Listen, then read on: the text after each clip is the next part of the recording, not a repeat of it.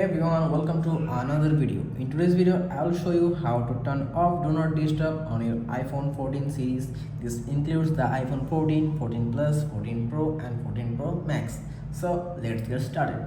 First of all, swipe down from the top right corner of your screen to open the control center. If Do Not Disturb is on, you can see from the focus option and there. If the Do Not Disturb mode is on, you can simply again tap on it to turn it off. Then tap anywhere on the screen to exit the menu. If you see the word focus instead of Do Not Disturb, that means it's already off, no action needed.